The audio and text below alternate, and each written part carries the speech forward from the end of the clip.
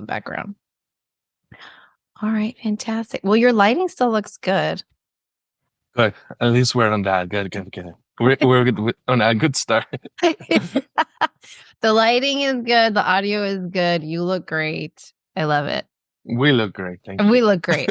We look great. I love it. Okay, so I'm so excited because this is the first time that we're talking to each other or meeting each other like in this lifetime in person. But we met on Instagram. Yes, that is correct. Through your readings, I'm like, I want a reading, and that's where it all began. It all began. It all began.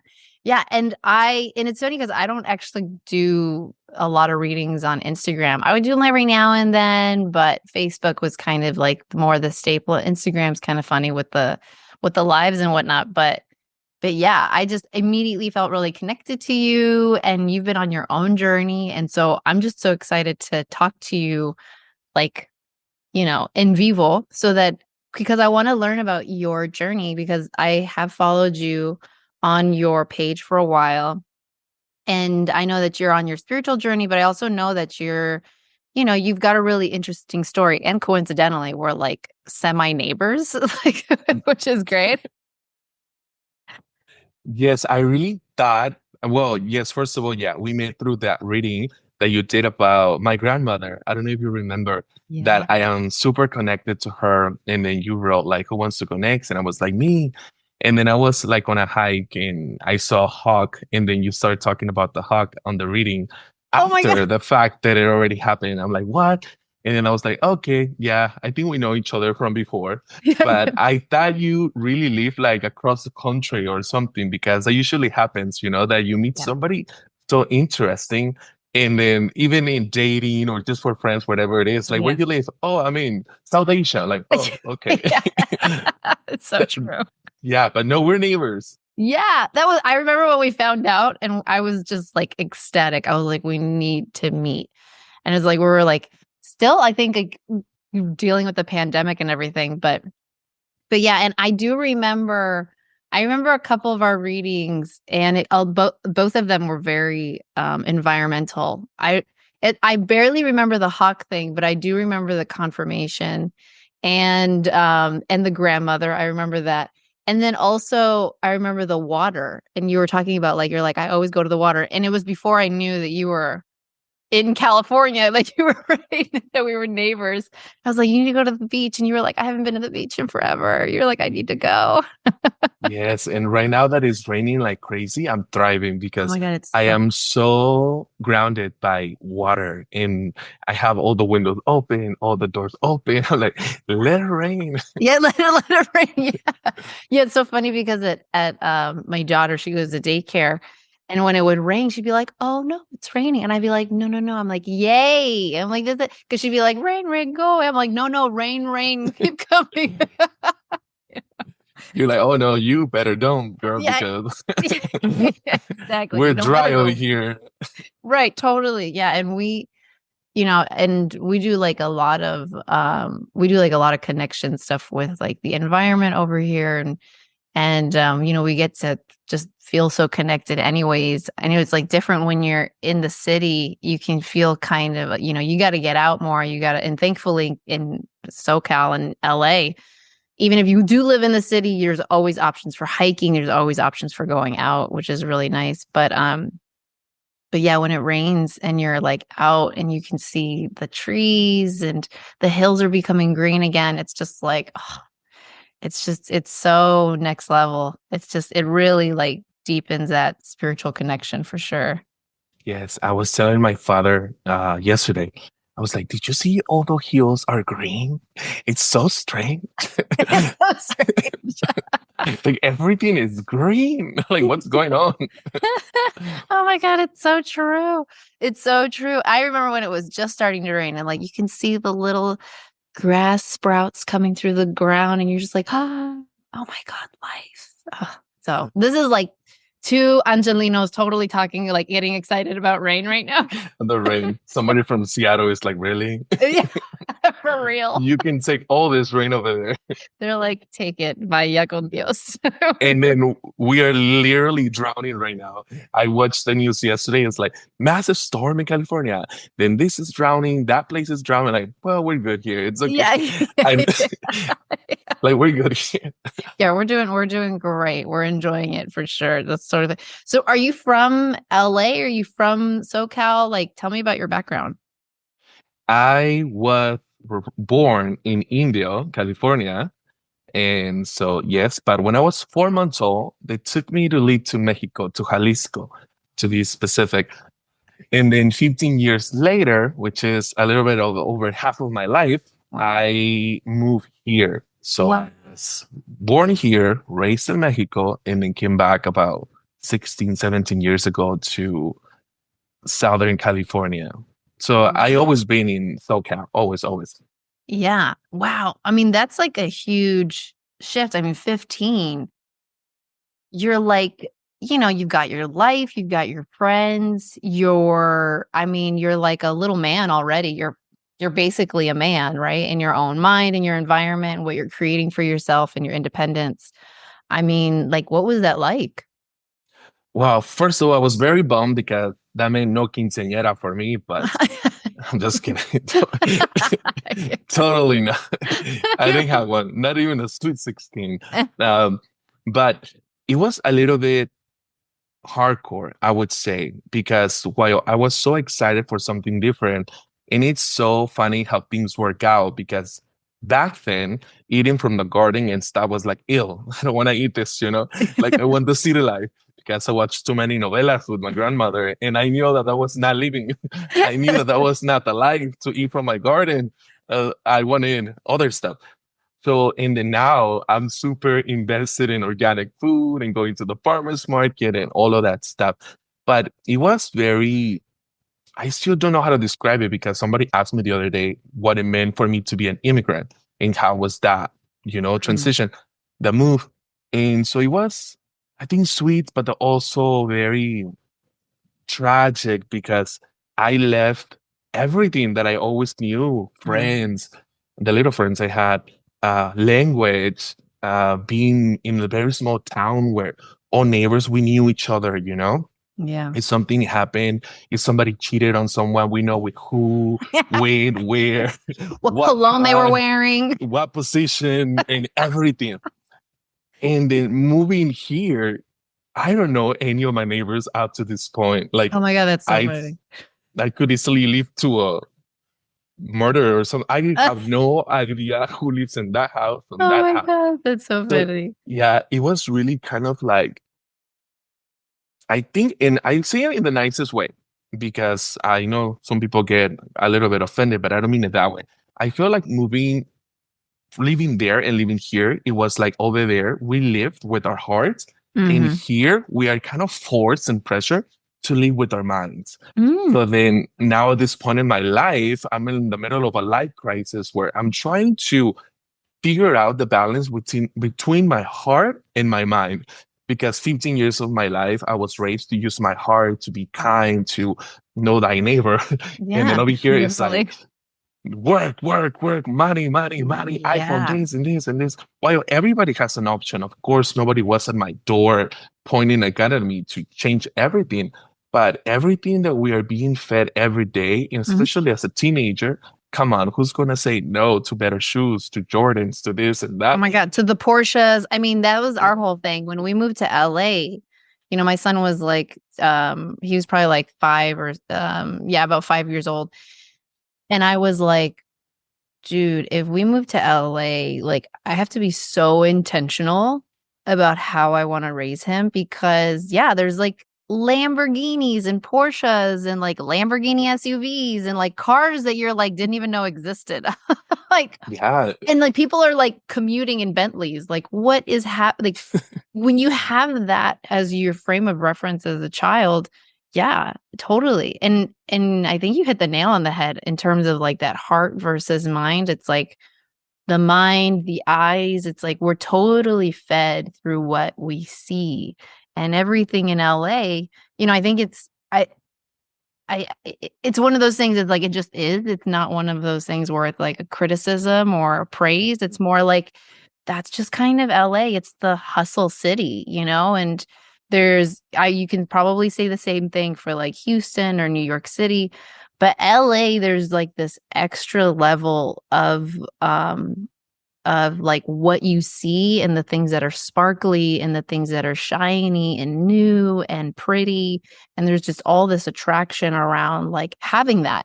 And I think naturally the fact that we have like one season also, it's like you're just fed this utopia of like, hey, you can always have what you want. Like get out there and get what you want, get what you want, get what you want. Right. And it's so that mind is feeding you. What do I want? What do I want to have? Right. I want this. I want that. Oh, I like those shoes. Oh, I like that bag. Oh, I like her hair. Oh, I want to look like this. I want to look like that. I want to do this. I want people to see me in the same way. It is. You're right. I love how you said that because that's on point. That's on point. Yes, it is. And again, just to be a little bit clear that there's absolutely nothing wrong with luxury because I will be kidding myself because I will be kidding myself if I don't say I like good stuff. But the thing is that now it's a little bit more, you said the word intention behind purchasing something, behind buying something. Like, is this just an addition to my lifestyle? Or is this another part of identifying myself with something? So I think now there is, and yesterday I was at the coffee shop planning my year. And again, a Capricorn, I have to know what's going on in the world. My husband's a Capricorn, so I'm like all about that. Yeah, I have to know what's going on. So I went to craft my life for this year. What are some of the things that I want to do? And how am I going to help myself accountable for those things? Yeah. And then one of the lists that I wrote was about purchases because I want to do like a massive budget this year because I feel like I'm at first I was too frugal, Yep. frugal. And then I worked on having a little bit more conscious and healthy love for money as an energy until like, okay, I think it's a little bit too over the top right now. So I need to squeeze it into a budget right now to be mindful about the things that I'm putting my money on. And then, so I was writing about when making a purchase, is this trying to cover up for something that I'm currently missing in my life that I'm feeling? Or is this truly something that I can buy? Like if I go to the coffee shop and I order a coffee, there's no, I just buy it and whatever.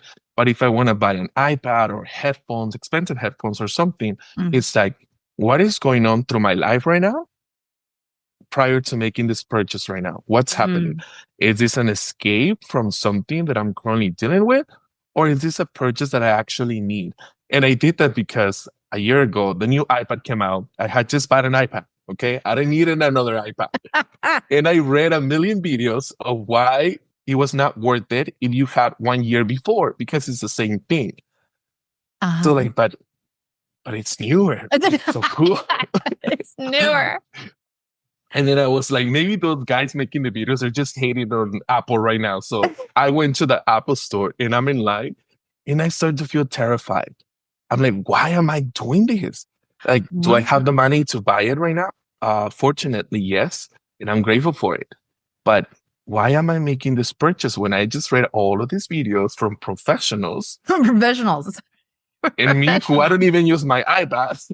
Like, why am I here? And then I started going to the whatever. So I did wait a few months until I buy the new iPad, but it was in a place where I was not feeling something internal and then trying to validate that feeling with the purchase. So there's nothing wrong with luxury. I just think it's being mindful about why you acquiring something new. Totally. I mean, you hit on, you pretty much went through like the life cycle in different stages of like a healthy relationship with money, because there's a lot of things to break down in the relationship with money. And there's absolutely that part of the self that needs to be healed where it's like, oh, I can't afford that, or I can't have that, or, I'm not worthy of that. And there's breaking that down, right? Treat yourself, right? Get used to that idea that you can have things. But there's a shift that happens. And I've absolutely learned this, a single mom for 10 years, and then all of a sudden have two incomes and, having financial abundance in my life. It's a total mind F. It's a total mind F, because there's a lot of like survivor's guilt. There's a lot of like overcompensating. There's a lot of stuff happening when you have money. And one thing I tell a lot of people is that something that happens that you can take care of, like in the beginning, is to actually get excited about paying yourself, right? That it's not about what can I have, right? That like, what can I add to my life? Like, what can I, identify with that creates value for myself? But how much money can I pay myself? And then I can get excited about how much money I have in my bank account. You know what I mean? And we lose that step when we don't have money because we're so used to not having it that we just want to see what it is that we can have. But it's like this terrible cycle of basically just constantly going into debt and constantly feeling worse and worse about yourself. And I talked about this actually on a video, talking about generational trauma around money and how a lot of our ancestors, right, there was a lot of colonialism and capitalism that was basically teaching us, like, you can't have money, right? Like, you're a lower class of person. Like, you're not allowed to have money. Or you're owned by somebody, which means that your only value is working. That's your only value. So we just have all these components. They're just telling us that like money and us are totally separate. Yep. Right. And then we try to acquire things to create value in our own life because we feel like that's how we're going to create value out of ourselves besides just working ourselves to death. We just want to have stuff, but we're not used to having money. So we don't even think of that. Right. We don't even get excited about having money. We just get excited about buying shit. Right. And then when we go, okay, like you said, what's going on in my life? Like, what hole am I trying to fill by purchasing this thing? I mean, like the whole iPad thing is so hilarious because you're like, I have a brand new iPad. It's like I really didn't need one, but I needed the comfort that it came from those 3 minutes of like dopamine. I made a purchase on this iPad that just came out, and then I get to buy it. But because it's still to validate that little guy who I grew up really, really, really, really like, let's use the word humble for lack of better words, in my country.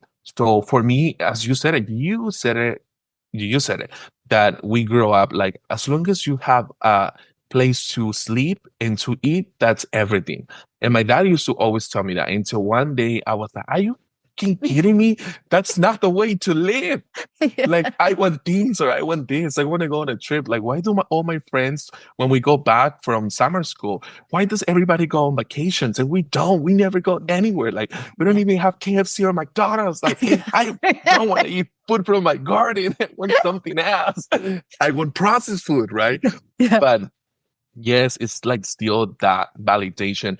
But then the beautiful thing about this place where I am trying to find the middle between my heart and then my mind, and then loving money in a healthy, energetically way. Something that happened is that a few months ago, I had a car accident. It was really, really big, and I was just struggling with it. And then, so my insurance was hustling me to see doctors and stuff, but I couldn't get any doctors because the thing was serious. So they're like, no, it has to go through your auto insurance, because your medical insurance, if they find out that this wasn't a car accident, they're not going to cover none of it. So they had me back and forth. So then I received yet, the insurance decided to cash me out, to just shut up and to go on my own. So they give me a large amount of money. And I say it because I am at a place where I think money is very healthy, it's very beautiful, because of the things that you can do with it. So then I decided to give a little chunk to my mother, and I put it in an envelope. So then she opens and she's like, holy, nobody has ever given me that much money. But then just And it might sound too superficial, but I know you get it. And I know many out there they get it, that money, it's so beautiful when you understand the purpose of it, Oh how yeah, I'm to getting use chills. it. Yeah. Yeah, How to really absolutely. use it. So then I give some for my niece, my only niece, which I love, and I give some to her. And my sister was so, uh, thankful for that. So then I don't know. I'm at a place where I feel more joy from giving out Yeah, as well as buying stuff for myself. But there's so much joy that comes from sharing the money that you do have that it's out of this world. totally. But again, it's just kind of also dangerous. Like, so are you doing it for yourself just to give more validation to yourself that you're a good human being, that you're doing the Yeah. right thing? But that's Yeah. another story. Oh, That's for totally. later. I relate to that so much because like I recently just gave someone like a good chunk of money.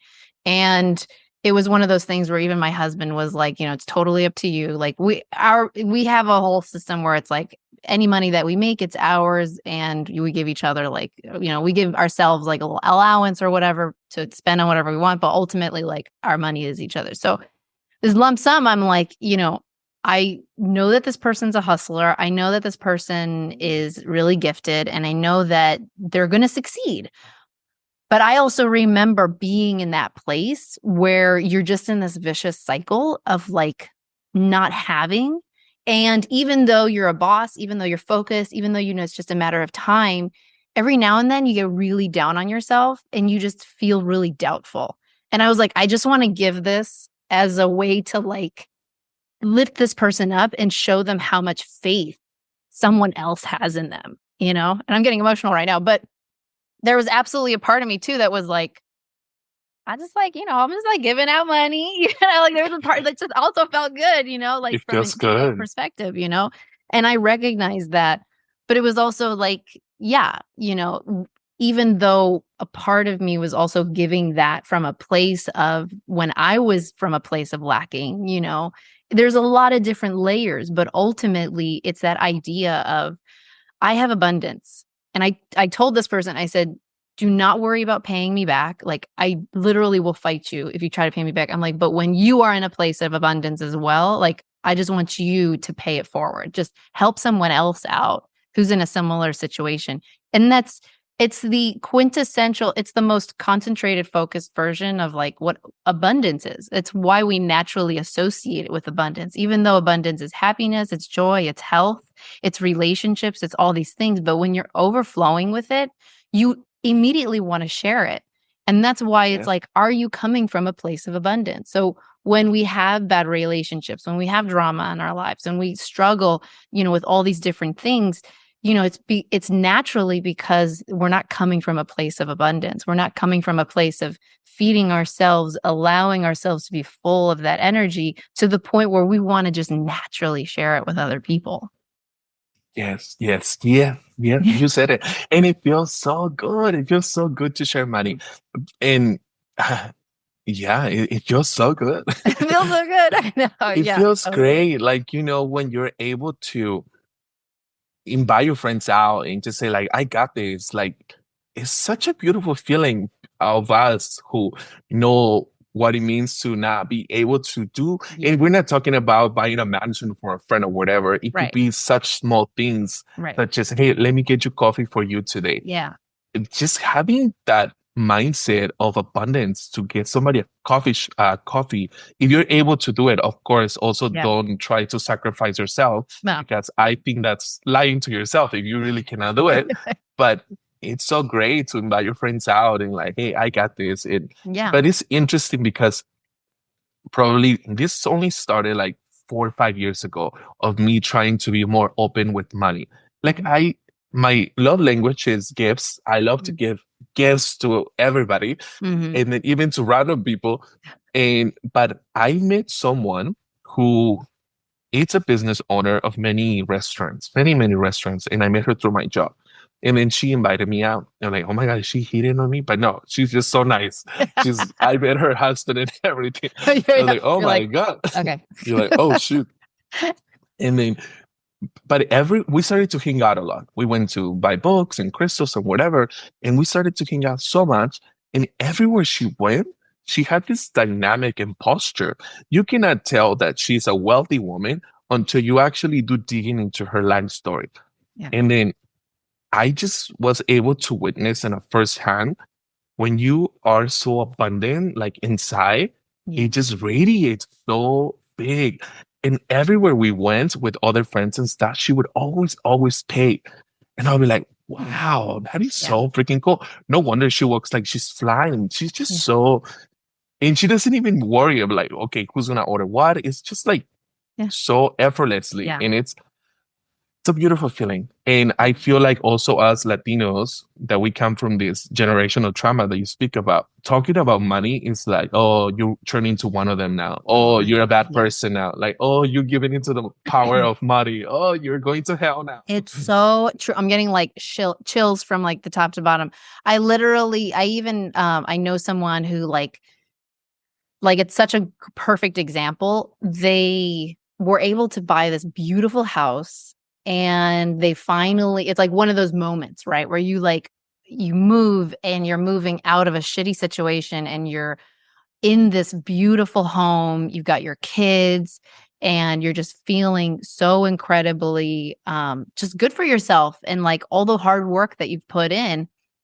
Literally in their community, they're almost like completely shunned. Like people have like a bad attitude towards them, or just like there's a little bit Mm, of contention, or it's like not totally, but it's like, tú qué te piensas, like who do you think you are? And it's like, wow, it's hard, it's tough because there is that trauma that wants to pull you back, that wants to go, and it's all related to the original right sin of basically like killing for money. And it's like, okay, so there's that natural association that money is like this evil thing when it's like, oh my God, we've got to heal from that. It's like, yeah, yeah. And it's in our hearts as Latinos to be very mindful of other people. I think that it's just so engraved in us to be whenever we salute someone, it's like a hug and a kiss or yeah. whatever. It's very like a long hug, man. Just like, Yeah. how you doing? It's like you're actually hugging and stuff. And I feel that there's really this deep desire to help people in Mhm. our community. But then we are so limited by this generational trauma around many things, but in this case, particularly around money, Yeah. that it's like, okay, you have all of these dreams and desires to help thy neighbor, Yeah. but with what money if you're struggling yourself? Yeah. And when you're able to really shift your mindset that again, it's just like food. You can either overconsume it and do so much harm to your body, to Mhm. yourself. Same thing with money. It's just like, are you identifying with money or are you using money as there's this quote out there, I don't know who said it, that says that, are you using money or money is using you? And it's something really to kind of That's powerful. think about because again, it's such a beautiful energy. It's so Yeah. beautiful. It's so true. It's so true. Are you using money or is money using you? I feel like that's just such yeah, it's like, are you dictating how you want money to show up in your life, as opposed to like being fearful of it, as opposed to using it as a tool, in a negative way? Are you, how are you positioning money in your life? Like, how does money feel to you? Right. And is it coming from a place of like self already feeling abundant with or without that money? And that money is just an added cherry on the pie and a reflection of the joy in your life. Right. Or Yes. is it something where you're going, no, I got to have this, okay, well, are you here for my money? Or like, okay, I'm going to give you this, but you better owe me back and da da da da da and blah, blah, blah, blah. Right. And there's like all these like contingencies around it. And it's like, okay, I want more and I want more and I want more. And how can I have more?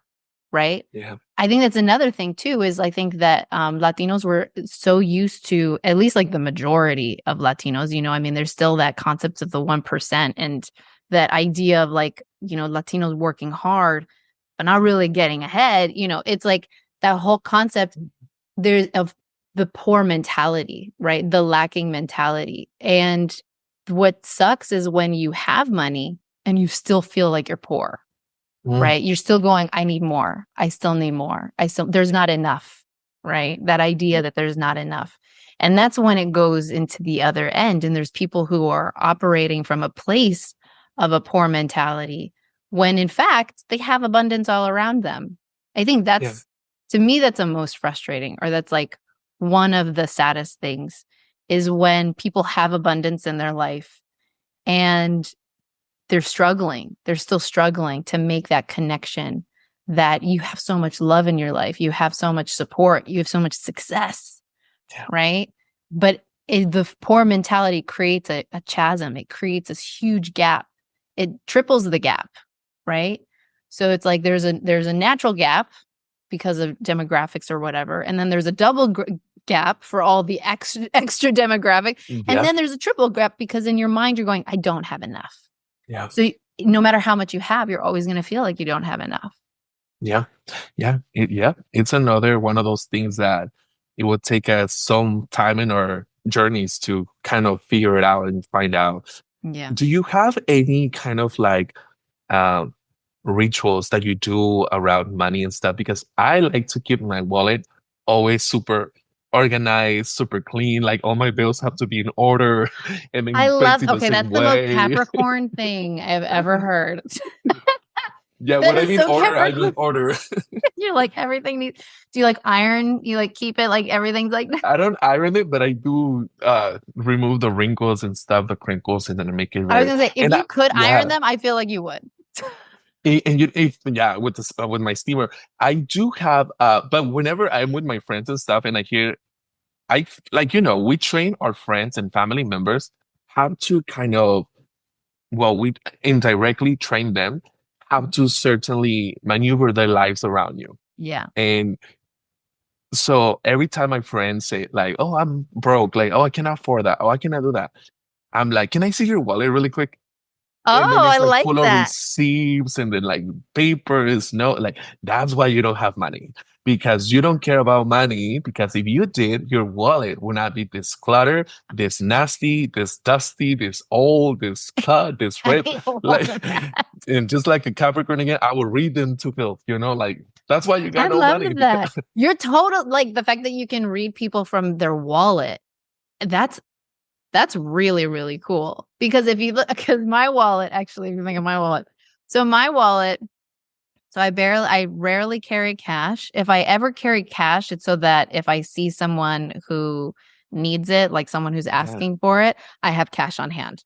Because I hate when I see somebody and I'm like, I don't have cash. Like, what the hell? Like, do you have Venmo? Like, they do now. Yeah, right. They probably do.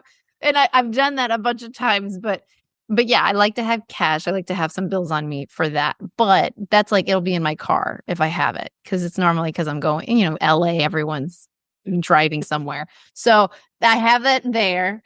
But my wallet is actually a clip. And it's only like 4 or 5 cards that I have there. And I always have the same 4 or 5 cards. And the money clip is a custom money clip that I ordered that says compassion, strength, and truth. And which is funny because I don't ever like really reflect on it. I loved it when I ordered it. And I just, So what would you say from that? I think it's great, as long as you are organized, I think that it's awesome. The whole thing is, and it's funny because a friend did gift to me a clip, but it doesn't have any engraving. I'm like, what kind of technology is this? I need a wallet. Technology. Like, I'm old school on this. But no, I think as long as we are kind of like organized and stuff, it's just around like having all of this clutter, cookie wraps, chocolate wraps, like in handbags. Oh, I've seen so many things. So gross. Yeah, I definitely, it actually is a good reflection of kind of my philosophy on things. It's like, my husband and I, we have a problem. We love to throw things away. It's like the opposite of like hoarding. It's like, we're just like which to the point where like, we have to be like, let's hold on to it for a little bit. Like, let's give it a chance. That's a good practice.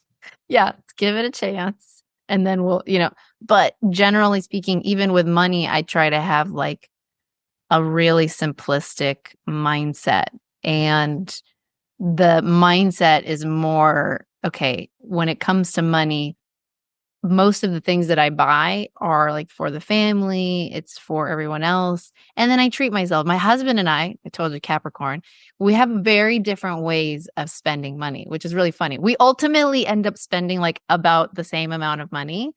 Um, but I like to buy a lot of little things or like, you know what I mean? More like special or like, but smaller in size. My husband, he likes to wait. He likes to wait and then he gets something really expensive. Like he's been waiting to get like a really expensive watch that he like, Yeah. he's been researching and researching for like at least a year now. And he's waiting, he's waiting. He feels like he can get it this year or next year. But same thing. Or like when we wrapped our car, right? Like that was a big expense, but it was like a big deal, Yeah.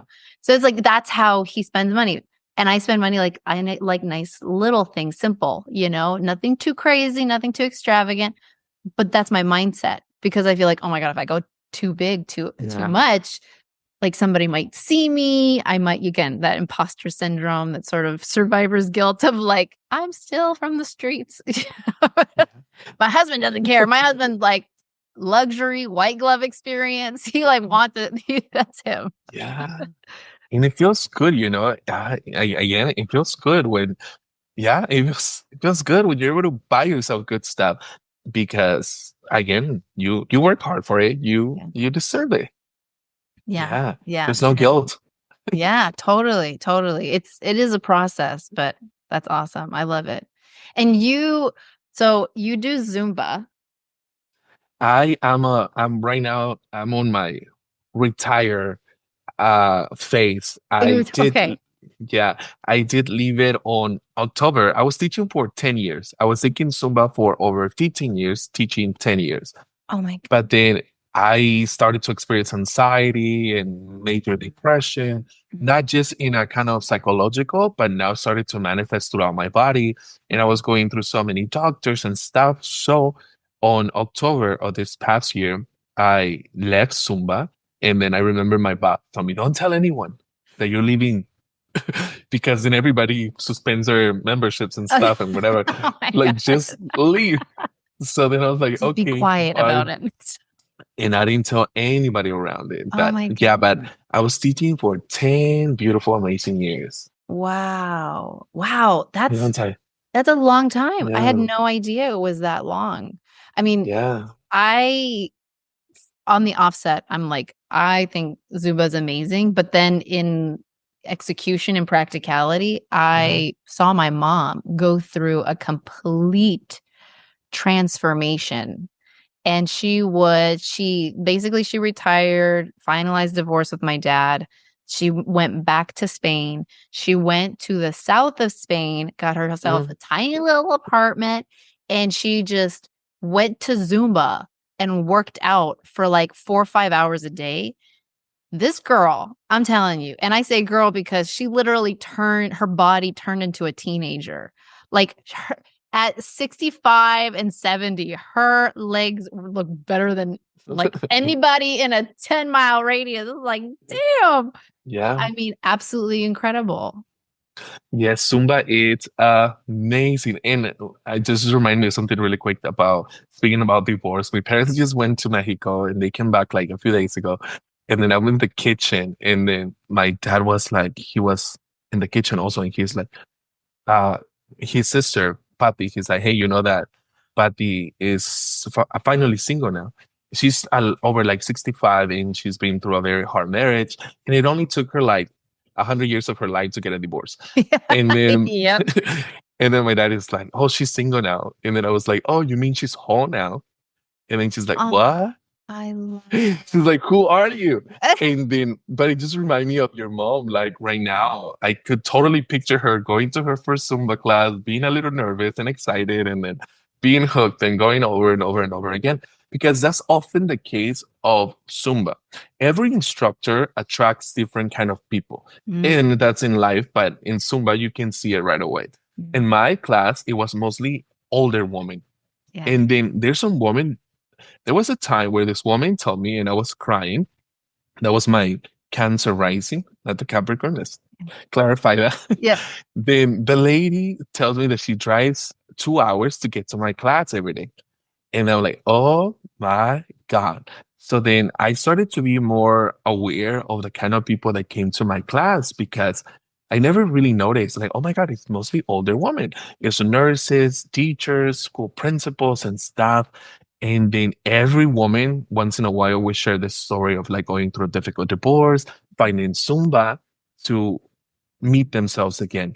And it's so magical how throughout this 10 years, I really, really connected to like 50 and older women who were kind of meeting themselves for the first time. Yeah. In Zumba, it's really, really kind of like a very beautiful blessing in disguise because you think of Zumba like, oh, it's just dance and twerking or stuff. No, there's some of that. But if you find the You're like, there's instructor, that and. there's that. But if you find the instructor that you really connect with, Yeah. oh my It's a spiritual goodness. experience. Yeah, because I've been through so many Zumbas, and let me tell you, not all of them are amazing for my kind of person, but they are amazing for other kind of people because obviously they're packed with other kind of people. But yes, I just totally got a vision of your mom right now going through that door and they're like, Really. Mija, Oh my I'm God. Oh dancing yeah. now. Literally, literally. Oh my God. Yeah.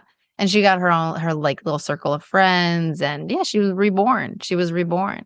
So if you don't mind talking about it, going through depression, like that's something that I definitely struggle with. I go through these kind of cycles to the point where I'm like, for a little period of time, I was like, am I manic? Like, what's going on? Right? Yeah. Like, the Latino fire, it's like kind of unleashes every now and then. I'm like, what's happening? But, how was that experience for you? You're talking about it kind of transformed. It kind of started going through and expressing itself through your body. Yes, and I don't mind speaking about it. Right now, it is still manifesting through my body, and I have a set of doctors who are helping me right now, specialists.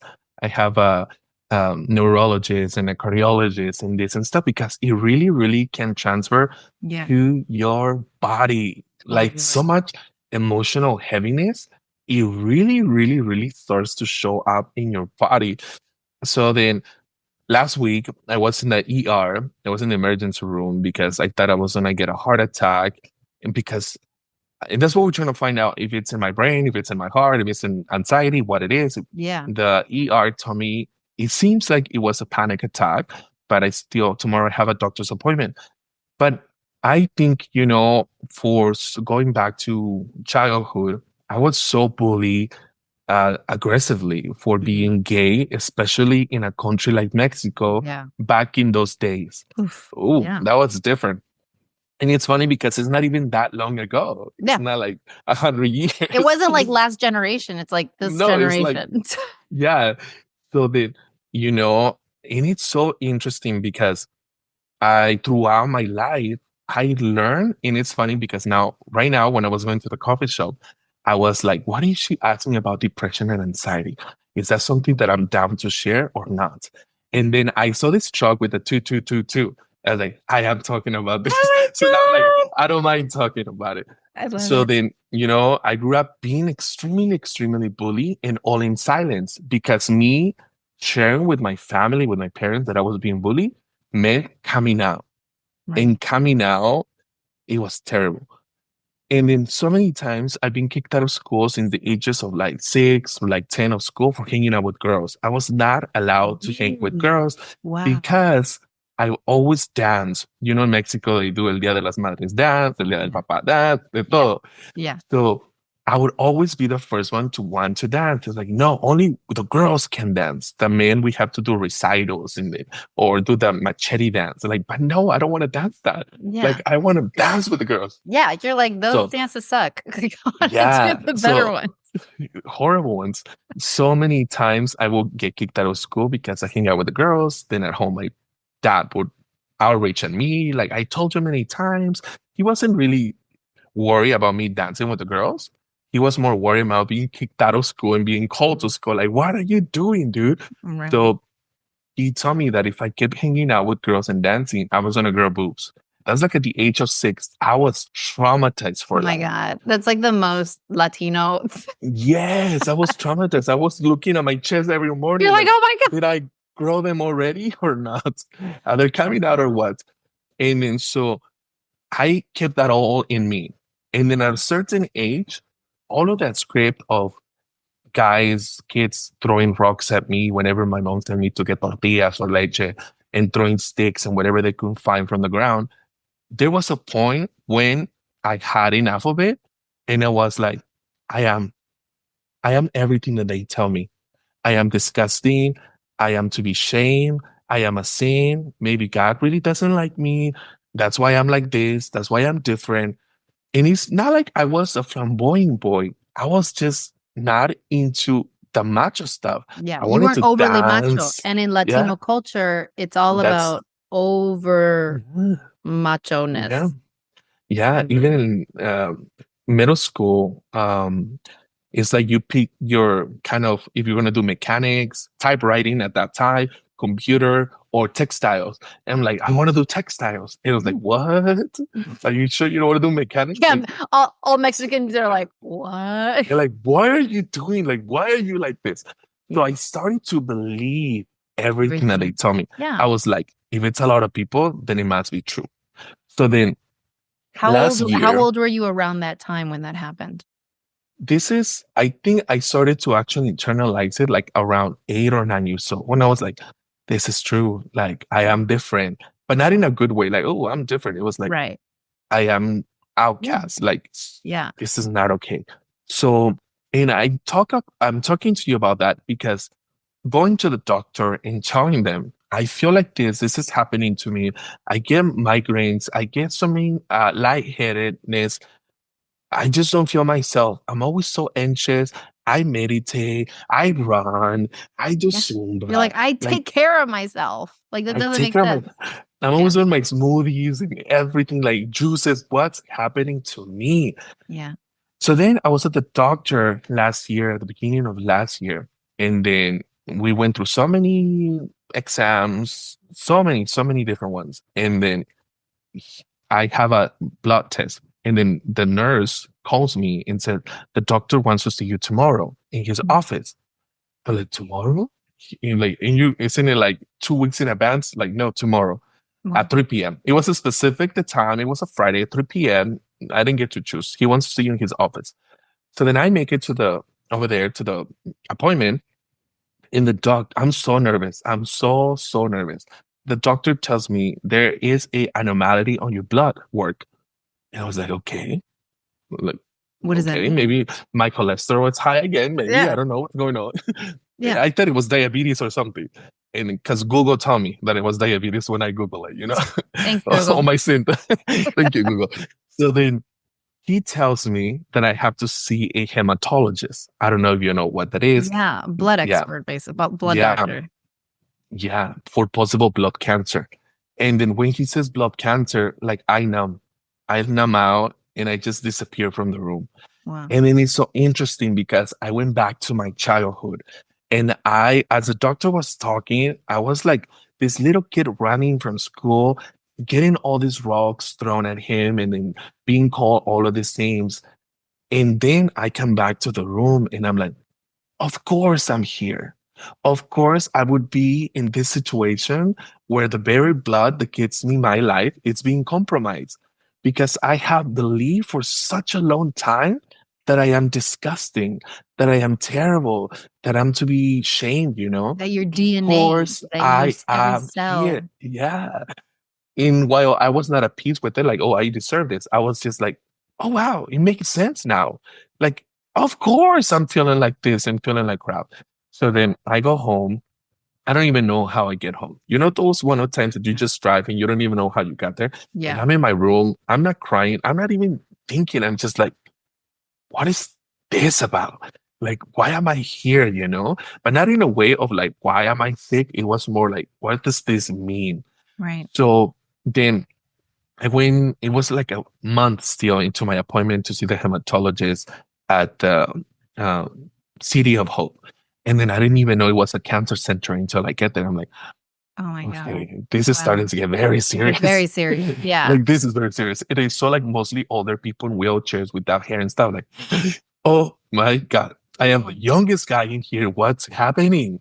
Wow. And then uh my mom is like, I waited into a long time to tell my parents what was happening because they worry a lot. So I get there, my mom is praying and she's crying, like, can you be strong for me right now? Like, Yeah, I like really don't need to like I keep need you to together. shut up. I need you to not cry today. Yeah. So then the doctor, this very fancy doctor, he's like, why are you here again? Because he got the labs and all the stuff from my doctor. And then he's like, that's not a reason enough to send you here. It's like, I don't know why you're here. We're going to do more blood work. So they did more blood work from his own office. And then he's like, no, there's nothing to worry about that. You're very healthy. There's nothing to do with your blood. There's no cancer. There's not even a little clue that there's going cancer within you right now. So then I go home and then I start to think again, like, okay, if I'm already like out of this possibility and this possibility, it's obviously that it's a very great time now to finally address my depression and anxiety from a more compassionate and gentle way. So I am very careful about the way I talk to myself now. Even when I'm feeling anxious or depressed, I'm like, well, it's okay that you're feeling depressed. What's wrong with that? Just don't identify with it. Just know like I am going through a depression episode right now, but not like I am depressed. It's like removing, as you know, many books say that remove everything that comes after that I am because you're declaring it to be your own everything. But at this point, I don't take any meth or anything just yet. I did go through a little bit of therapy. I didn't feel connected, not because I do not feel, not because I say that therapy is not good. It just was not right for me at that Right. time because I needed space to process everything that was going through me. So nowadays, even before this podcast, which I want to thank you because you have a very calming energy. I did drink a bunch of stuff before this episode, lavender, and I mean like natural stuff, lavender and stuff. Yeah, I'm like, because I don't want to get anxiety or something. I was doing this podcast with this other guy and I was terrified the whole time. I'm like, you know what, dude? We're gonna cancel because I'm not feeling well. Like I Yeah. was just so overwhelmed. But you have a very beautiful and calming energy. So thank you for that. Thank you. So It's a two-way street. now, yeah, nowadays, whenever I feel just depressed, I just kind of bring more compassion to myself. Like, dude, after everything you've been through, you think you're gonna fix it in one day with one mantra, with 1 week of meditation. Like, it's gonna take probably your whole lifetime. And that might sound a little bit depressing, but it's coming to terms that it's a journey. And some people are struggling with something else. In this lifetime, it happened that my soul chose to go through this. Yeah. But something that helps me a lot, I read Viola Davis, I read the actor from Sasham, I think is the movie. Yeah. I read a lot of people who overcame, like Abraham Lincoln, Yeah. massive depression and anxiety through their lifetimes. And somehow that just brings me to a more regulated state. Totally. Totally. You know, you're not alone through that. Yeah. I mean, thank you so much for sharing that because that's so powerful. And I think you basically described the life cycle of trauma. And what's so interesting is that you we were just talking about abundance, Yeah. right? And something that I've noticed, and it happened to me as well, it's like when the waters, it's like an ocean, and when the waters are hay mucho movimiento, it's very tumultuous, right? All the animals go deeper into the ocean. And then when there's calm, the animals come up. And what I've noticed is that when people experience calm in their life from a deep place, when they start to really experience peace in their life, and there's not this like narrowing in, these blinders on of like, gotta do this, gotta do that, da da da da. Now all of a sudden, when there's some peace and they can take the blinders off, that's when the shit comes up. Mhm. And you're just talking about abundance and now all of a sudden being able to like feel comfortable and be able to like provide and share your abundance. And you have your physical manifestation of all your trauma coming to the surface. Yeah. Yeah. Yes. Yeah, Yes. Yeah. It totally. is there right now. Yeah, Yeah. yeah. And Yeah. I love that the way you talked about it, like it's so relatable. That idea of like connecting, of making the connection as it's happening and being like, "Oh my God, of course I'm here." Like this makes total sense, right? In how I've manifested this trauma in my life, this conflict, this conflicting belief system that I've internalized and how it's manifested in my life physically. Like this makes sense. And even though it's a journey, that you accept that it's a Yeah. journey. And I think that that's one of the things that like spirituality tries to teach us. And through many translations and many, trillions of years of people talking about it, that idea of being present ultimately comes down to the journey is going to be every day, right? It's not about chasing a goal. It's not about hitting the finish line, because once you hit the finish line, you still have another day. You still have another journey. You still have another goal. What's going to happen when you finish all your goals? Now what? You still have to enjoy the day. You still have to enjoy the moment that you're in. And to think of it as like, all right, I'm here. I've already arrived. Every day is an arrival.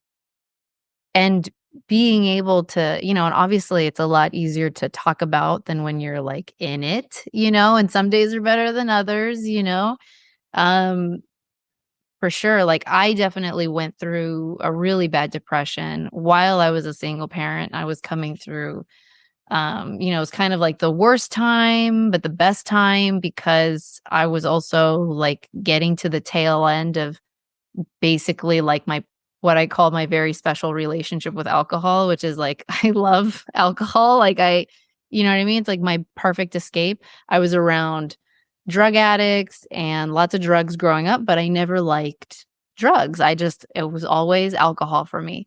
And, I went into a serious spiral with alcohol and got myself and possibly others, I could have gotten hurt. I could have killed other people several times. It's just that wake up, of like, all right, what am I doing with my life? Like, where am I?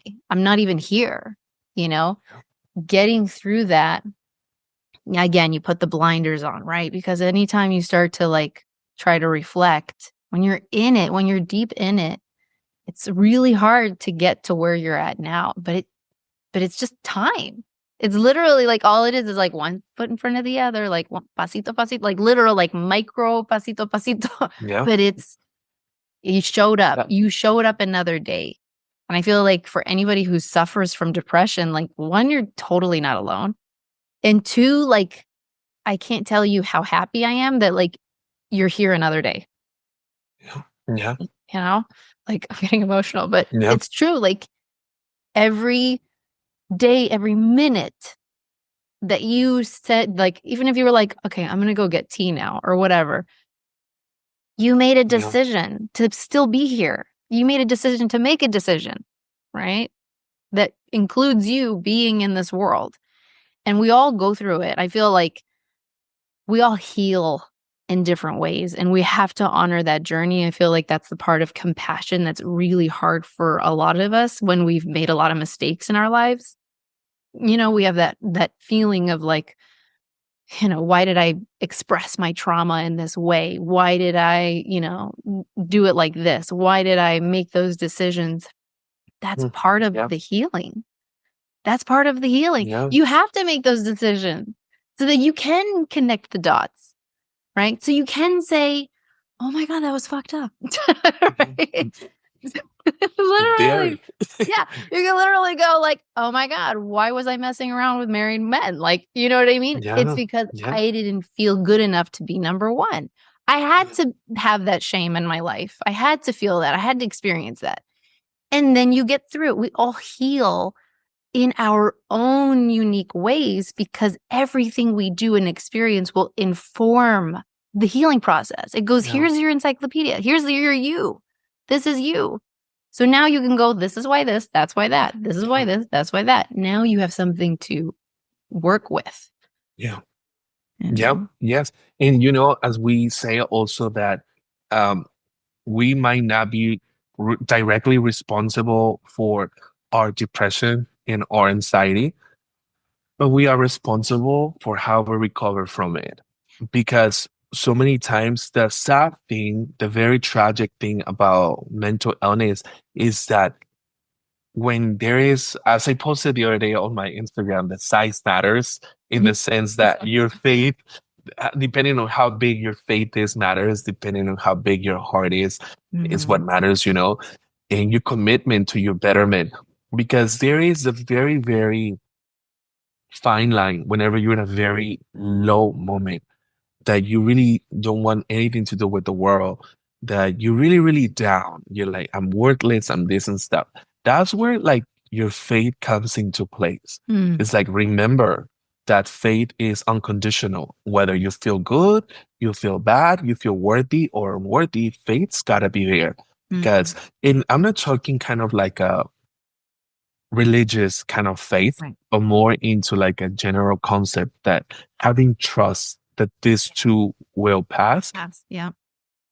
If you're willing to do some of the work, because some of the work, it is part of the universe, Allah, God, Krishna, Jesus, whatever you want to call it. And the other half, it's yours. That yes, I am feeling very down right now. I feel depressed. All I want to do is sleep. Okay, that's fine if you just want to sleep, but don't listen to Lana Del Rey. Don't listen to Adele, and don't start to bring yourself into a bigger hole than the one you are. That you have to be willing, as you said, to take little steps to move through it.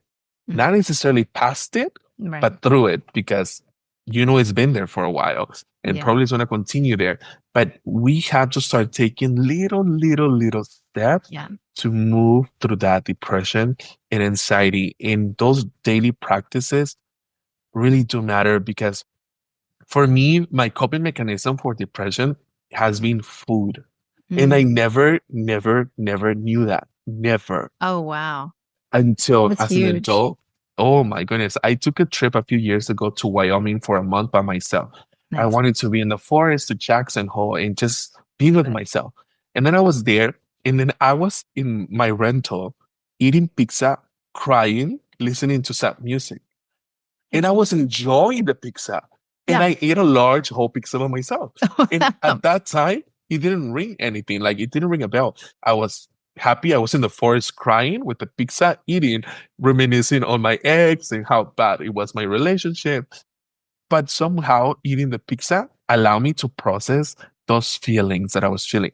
And then I go back, I will eat hamburgers like a 4 a.m., Jack in the Box like a 4 a.m., crying to work because I hated my life, I hated my job. But the burger, Crying without me knowing it, it will make it so good. And then so many times I cry before while eating like super junk food. So it's like, if you're going to a very difficult time right now, you should not be eating the junk food. Maybe some fruits, some veggies and stuff. Because while because let's be honest, and please, you can correct me, okay? You felt the freedom to correct me. You're like, oh, I know that. I feel like sometimes I'm right here with you. Yeah, because also my mother suffers from very deep depression and anxiety, like major, harder than mine. But it's like, but there's no really willingness to move forward, to do a little exercise, to do a little bit something. And also because I really don't know the level that she feels it within herself, I'm no one to decide that. But I'm like, just go for a walk around the block. Just do something very, very little that is going to start to ignite the brain to do something further. Because I feel as we have this beautiful explosion of people sharing their mental illness, sometimes I think in the mainstream media for profit, it's so romanticized through books, through podcasts, through YouTube shows. It's like, oh Totally. yeah, it's so bad and it's dangerous and whatever, and everybody Yes. suffers it. But it's very little when it goes to making ourselves also accountable and responsible, not for it, but for the recovery Hmm. that should for the recovery period of time. Hmm. What do you think of that? Do you think we really have romanticized in mainstream Yeah. the mental illness? I think that's an actually really interesting perspective, and I don't disagree with it. I think with the media, it is interesting. I think that when it comes to mental illness, I don't think that we, in the mainstream media, are as intentional or as calculated in how it's talked about. I think that there's, by virtue of like the funnel and how things kind of get watered down and nuance kind of gets left in the mud, it's really hard for mainstream media to kind of give people exactly what it is they need.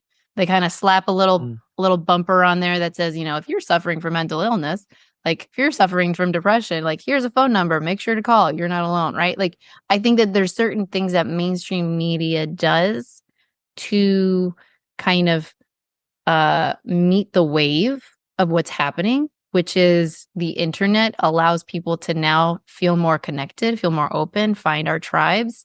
And they see that. The way I see mental illness, it's interesting. Like, for instance, I think the media picks and chooses Mm. certain mental illnesses to vilify and to put on a pedestal. Like if you're suffering from depression, like, oh, if you're a narcissist, like, boo, right? Like but there's this whole, it's like, but it's all mental illness. Like it's all, you know what I mean? So I think that, so it's a really interesting perspective that I haven't heard before, but I agree with it. I think that by virtue of like what is naturally happening, which is people sharing more of their stories. Fuck, I mean, we see people committing suicide all the time that, people see that are having money and they've got all these things going for them. You know what I mean? Even people get hurt. Like I don't know if you know Jeremy Renner. He just had a really bad Yeah. snow plowing accident, right? Like that just happened when we're recording. That happened like a day or two ago. And even when people have like really bad accidents, to me, I feel like it's a manifestation of like stuff that's going on. And there was like just like a football player Mm-hmm. who just, collapsed on the field. Right. It's like when you see these things, I think that, there needs to be like a general compassion, and I think there is, Yeah. but mainstream media, it's by virtue of what it is, which is a dilution from the nuance of what, so that's why it's like really important for people to make connections, right? For people to, that's why I love social media and the internet if used in an intentional way, which is like you can find people that you like connect with in a real way, that you see that nuance. And it's not about the dilution. Because once you get to the dilution, that's what we think of as social media, which is like these accounts with like 4 million followers and it's them and their chateau and like their cute little dogs and you know what I mean? And like that's great for a certain vibe, but it's like that shouldn't be your full experience, Yeah. And so Yeah. I think that that's really, really well said. And when it comes to like depression and like you said, like putting in the work and being responsible for your own journey, I feel like that is something that comes with the journey. I feel like that's like a part of the process. And like you said, it is micro steps. It is like, and, talking about older generations, like they're just taught to like shut the door, and it's easier to be disappointed in people. It's easier to feel disappointment. It's easier to feel angry.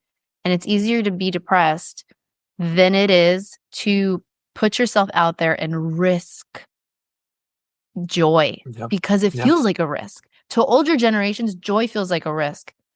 my mom grew up with Franco, grew up with, Civil War and all of that, like right on their heels. And I remember crying to her because I had no friends. And she was like, What are you talking about? she was bitter in her own way because even though they had like, there was the obvious, like, you don't feel emotions, like we're literally trying to stay, like people were dying of starvation. And I think of my husband as the same model because he grew up in Russia. So there's a lot of what our generation was going through, he went through. So there's a lot of like things where I'm like, I have, that sort of concepts around emotional stability and emotionally thriving and feeding the soul and all those things are like completely foreign concepts sometimes, you know? And that's why they have us. That's why we're their children. So that we can be like, I know you're still there, Ma. Yeah. Like, right? Like hitting the nail and the trying to chip away at it and being like, I see you. Because I think that's a big part of it, right? Is like, I see you. And I think that older generation, it's the unseen, right? Disease, depression. It was the unseen disease for them because it was like when you're in front of everybody, you're normal, you're cooking the food, you're making the clothes, you're da da da da da da, you're doing your task, you're doing your job. But when you're by yourself, you're Yeah. depressed, Yeah. right? You're a shell of a So it human. comes. Yeah, exactly. So being able to just tell our parents or tell people where that's a hard concept for them, just being able to say like, I see you and like, it's okay. Even if they tell you like, anda ya or whatever, or they like try to push you away or like, like look at you with your feelings, right?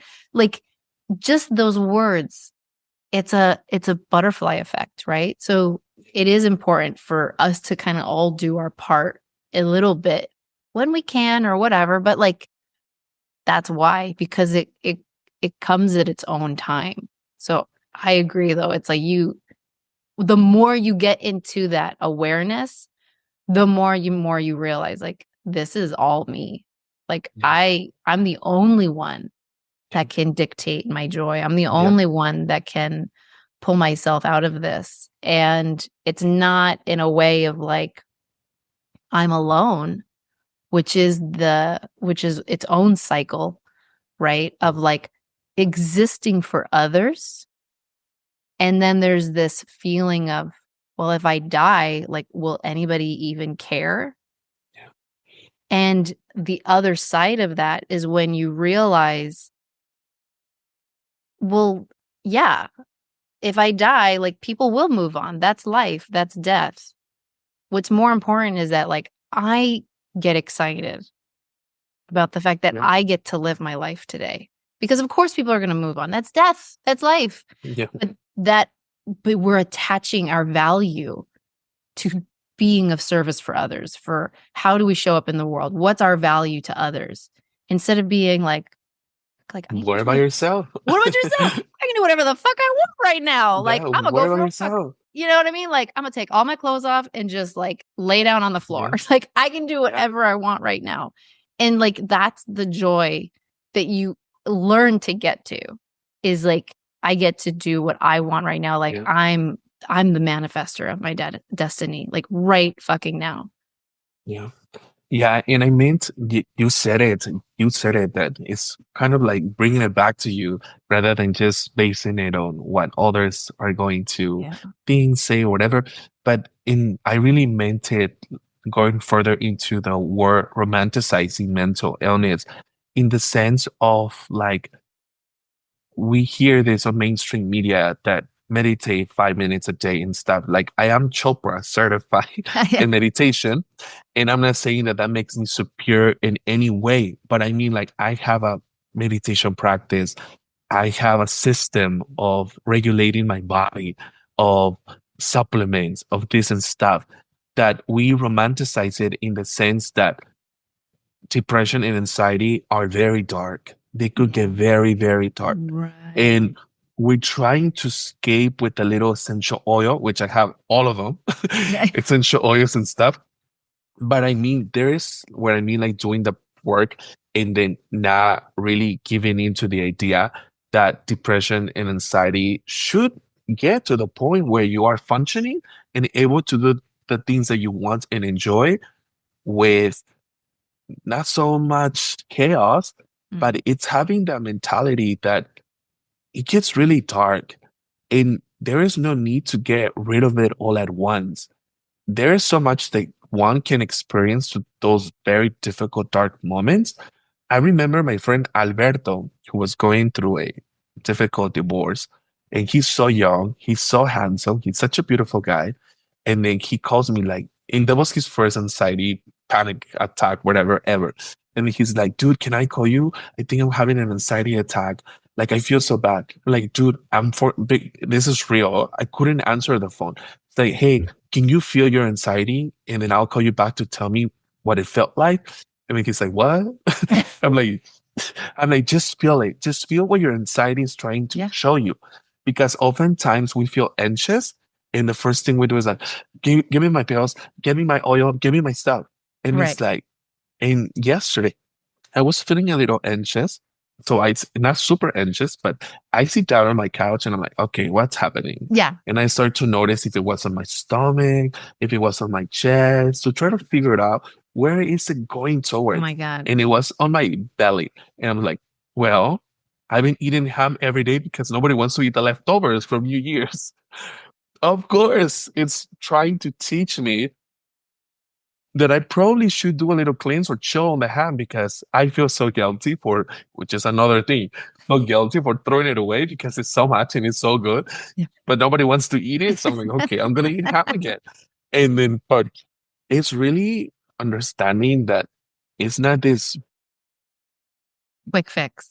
experience, yeah, quick fix that, oh, but I shouldn't feel this horrible. Like, who says that? Like, that's your reality right now. Unfortunately, that's how you're feeling. And you know what happens every time you try to fight it on the spot. It doesn't work. You just go into a bigger spiral. Instead, I really suggest into going into practices of at least trying like, okay, where is this coming from? What is this reminding me of? Why do I feel like this? It's really doing a self-inquiry, like what's taking place right now 100. about this anxiety or depression. But yeah, I mean like the romanticizing of like it is dark. Yeah. It can get And it's very, like very love dark. and light. It's okay. We'll get through Oh, this together. Yeah, totally. Totally. I misunderstood, but no, 100%. no, no. I get. No, I just wanted to give further. No, no, no. Okay. No, that was part of it. Yes, yes. No, I agree. I agree. Yeah. I think that yeah, there's this idea of like I think it's that dopamine fix, right? It's that like and it's also kind of I see this manifest itself when people have like a million journals but like don't finish them, like they'll be like they love the idea of like getting the journal or they love the idea of like planning their meditation or they love the idea of like doing the pre-work but then never actually doing the work, Yeah. right? And it's because yeah, there's this sort of like, okay, everybody, or you see like on Pinterest and it's like all these beautiful, like, animations or like drawings of like yoga poses. And so you're like filling up your Pinterest board and you're filling up, your Instagram with all these like inspirational things, but then you're not actually doing anything. And it's because it's prettier to look at and it's not really going into the nitty gritty of like, okay, get off your ass and do something now. Yeah. Yeah. Yes. Like, it's Yeah. time for work, the real work. It's time for the real work, 100%. And the routine is so important. And it doesn't mean you're going to be perfect every day. Doesn't mean that you're going to get it right every single time. There's no right, but having a routine is I've noticed like more and more and more like just the nuance of doing it. It's like a relationship. You don't know what it's like to have a long-term relationship until you have a long-term all these things just come up that you're like, oh, this, that. Having a routine, it allows you more longevity. It allows you something to have a foundation to fall back onto. The journaling, the meditation, movement, right? Whatever it is that you establish as part of your routine, like being mindful during that routine. It could even literally be like, if you have like a 17-step skincare regimen and like you have like a really religious like bathroom routine, that could be your routine. That could be, but that you're mindful and you're present while it's happening. Because that's all it is. It's just creating time and space for yourself in a consistency, right? Where you're giving back to yourself. You're filling your own cup, gotita, gotita, drop by drop, and that you're allowed to have a place, talking about abundance, have a place from which to show up in the world. Yeah. Right? Yes. Yeah. You said it. You said it again. You said it again. Yeah. Definitely. Oh, man. Well, this was by far one of my favorite conversations. I don't want to like not knocking on anybody, but I love this conversation. I feel like we went really to some really important and deep places. And I can't wait to have you back. Thank you. And I had a great time. I feel like we went from like the happy money into like, let's go into the bottom of the ocean, dark moments and trauma, into a little bit of the practices that, or a little bit of the ideas and the romanticizing of the depression and anxiety. And I think it's only having a great conversation only because you're a beautiful, amazing host and you were so calming that I didn't feel the need to like, okay, maybe it's time for us to cut it off now. So I thank you for that. You're like, snip, snap, bye. No, I mean, it was so great talking to you. It's a two-way street. It's a two-way street. I love your energy. I loved it ever since we first connected. And I didn't even get to like hear your voice. I like heard your voice through your videos, and yeah. And I'm so happy that we've, reconnected like this and, reconnected because obviously there's like something there. So I feel like it's nice to reconnect. And yeah, I mean, we'll be in touch, but then also I'm totally going to have you back. I think that this is like really important stuff to keep talking about. And there's just so much more, right? I feel like this is just an endless, it's an endless galaxy of things to go deep on and talk about. I mean, we didn't even talk about like relationships or, different kinds of healing and, getting your certification from Chopra. I'm really interested in hearing about that. And yeah, I mean, and just also the progress, just talking about how we're progressing in life. Yes, we'll catch up again. Thank you so much. You are amazing. I love you. I'll talk to you soon. Okay. Thank you. Bye. Bye.